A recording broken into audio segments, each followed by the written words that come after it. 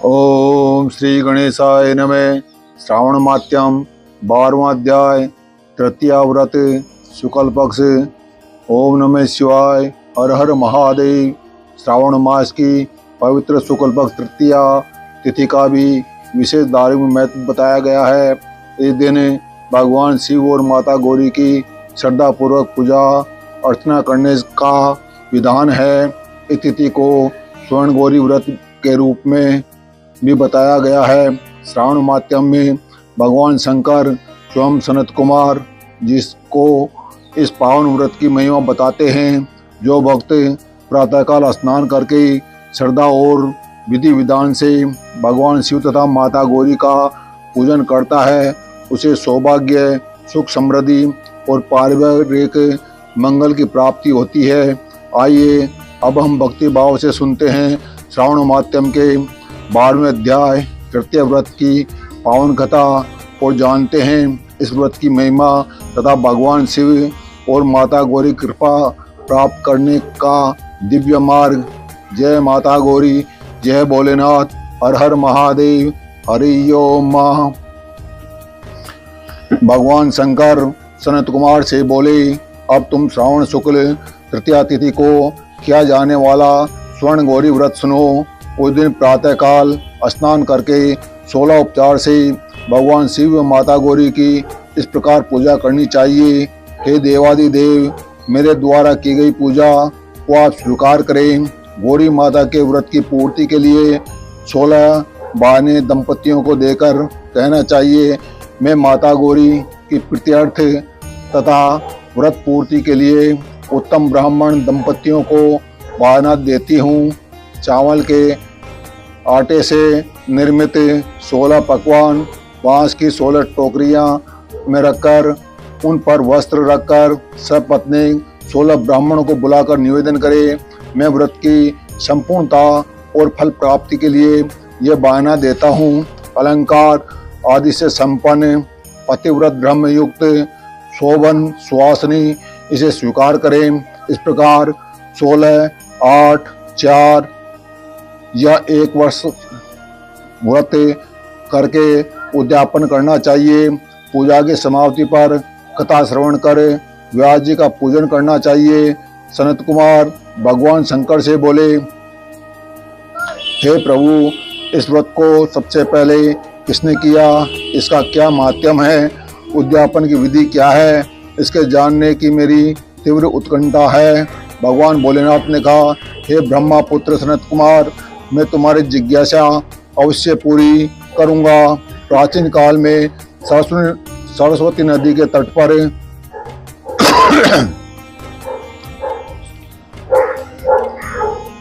सुविला महानगरी थी।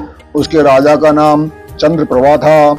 उसके महादेवी उर्विसला नाम की 2 रूप और लावण्य युक्त पत्नियां थी। राजा चंद्रप्रभा महादेवी रानी को अधिक प्यार करता था। राजा उस पर अपनी जान छिड़कता था। एक दिन राजा शिकार खेलने के लिए वन में गया।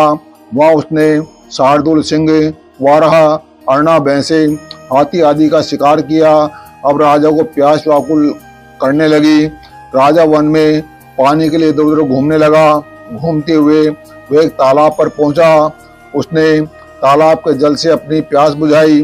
पानी पीने के बाद राजा ने इधर उधर देखा तो उसने देखा कि तालाब के किनारे कुछ अप्सराएं गौरी की पूजा कर रही हैं। राजा ने उनसे पूछा, आप किसकी पूजा कर रही हैं? अप्सराओं ने उत्तर दिया, हम स्वर्ण गौरी का पूजन कर रही हैं। राजा ने फिर पूछा, हे देवियों, इस व्रत को करने की विधि एवं व्रत का क्या फल मिलता है, बताने की कृपा करें। अप्सराओं ने उत्तर दिया, श्रावण शुक्ल तृतीया के दिन यह व्रत किया जाता है।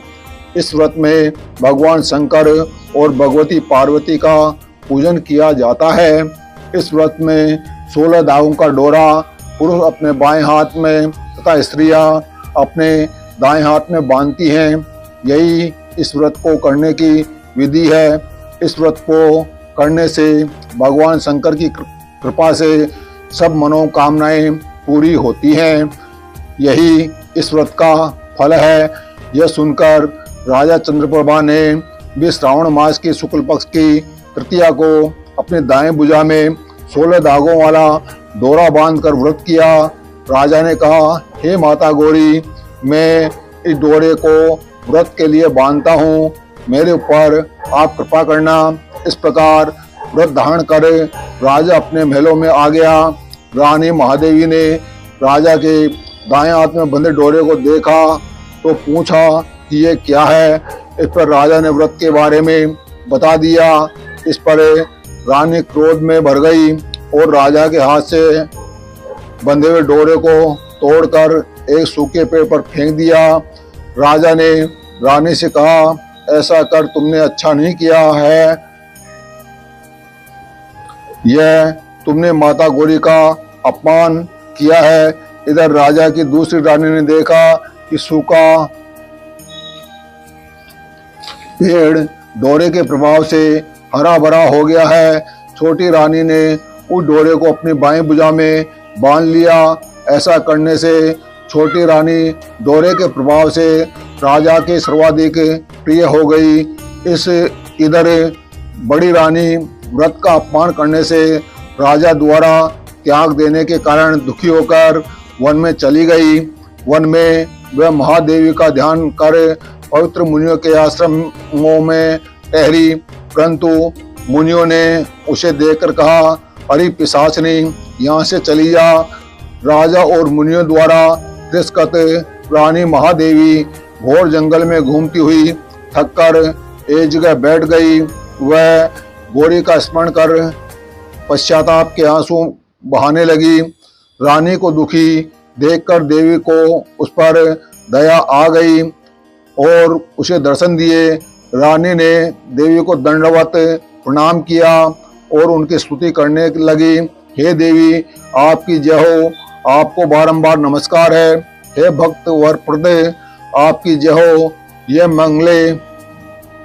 मंगले मंगल रूपे आपकी जय हो। इस प्रकार भक्ति के द्वारा देवी से वर प्राप्त करके बड़ी रानी ने गौरी अर्चन करके व्रत किया। व्रत के प्रभाव से राजा बड़ी रानी महादेवी को वनों से महलों में ले आया। देवी के प्रमाद से राजा तथा उसकी दोनों रानियों की सब इच्छाएं पूर्ण हुई। दोनों रानियां सहित राजा संपूर्ण राज्य का उपभोग कर समृद्धिशाली हो गया। अंत में राजा व दोनों रानियां देह त्याग कर शिवलोक चली गई। शिवजी बोले, हे तात, जो शोभना पार्वती व्रत करता है वह मेरा तथा पार्वती का अत्यंत प्रिय प्राणी हो जाता है। इस लोक में सुख सुविधा भोग कर और अपने शत्रुओं पर विजय प्राप्त करके अंत में मेरे लोक को चला आता है। अब मैं तुम्हें इस व्रत की उद्यापन विधि बताता हूँ। शुभ तिथि, शुभ वार, चंद्र बल, तारा बल हो जाने पर मंडप में अष्टदल कमल के ऊपर धान्य, उसके ऊपर घट स्थापित करना चाहिए।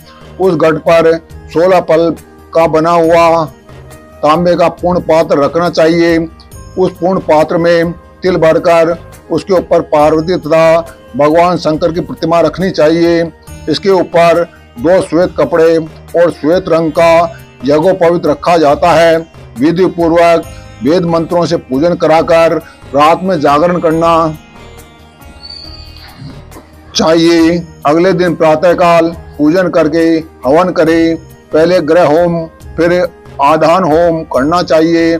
जो मिश्रित तिल को घी में मिलाकर 1000 या 100 प्रधान आहुतियां देनी चाहिए।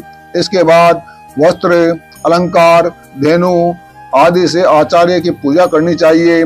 16 बहाने निकालकर ब्राह्मणों को देना चाहिए और उन्हें भोजन कराना चाहिए तथा भोजनोपरांत दक्षिणा भी देनी चाहिए। इसके बाद अपने मित्रों, संबंधियों को भोजन कराना चाहिए तथा स्वयं भी भोजन करना चाहिए। बोलो हर हर महादेव। ओम नमः शिवाय। हर हर महादेव।